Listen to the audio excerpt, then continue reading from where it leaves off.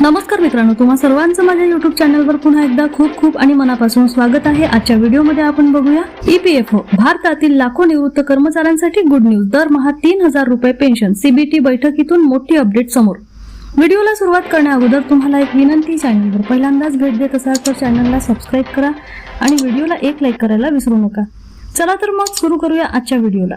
देशातील लाखो निवृत्त कर्मचारी आणि EPS 95 पेन्शनधारकांसाठी मोठी दिलासादायक बातमी समोर आलेली आहे।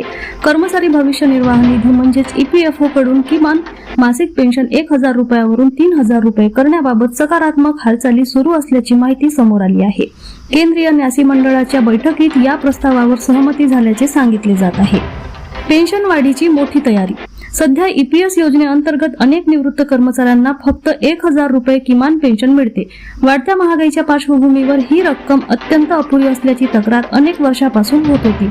आता ही किमान पेन्शन थेट 3000 रुपयापर्यंत वाढवण्याबाबत गंभीर चर्चा सुरू असल्याचे समोर आलेले आहे। CBT बैठकीत काय घडलं?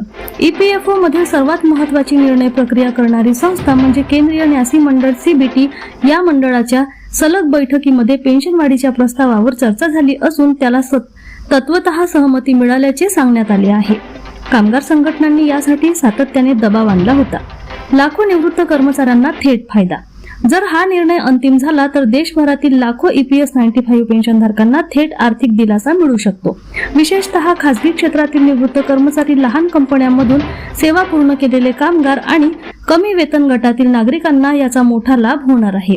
सध्याच्या महागाईत 1000 रुपयात महिन्याचा खर्च भागवणे अशक्य असल्याचे अनेक संघटनांचे म्हणणे आहे। वेतन मर्यादेतही बदल होण्याची शक्यता।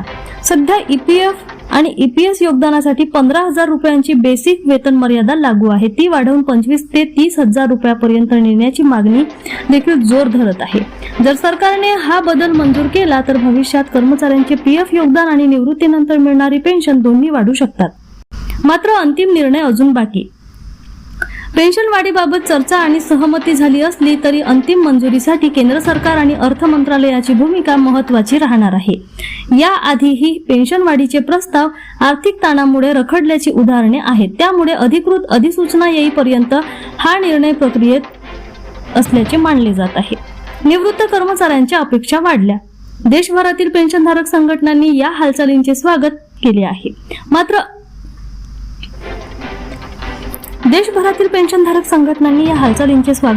मात्र अनेक संघटना 3000 रुपयापेक्षा अधिक किमान पेन्शनची मागणी करत आहेत।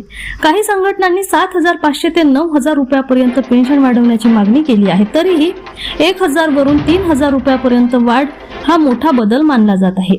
पुन्हा भेटू एका नवीन अपडेटसह नवीन व्हिडिओमध्ये। तोपर्यंत धन्यवाद।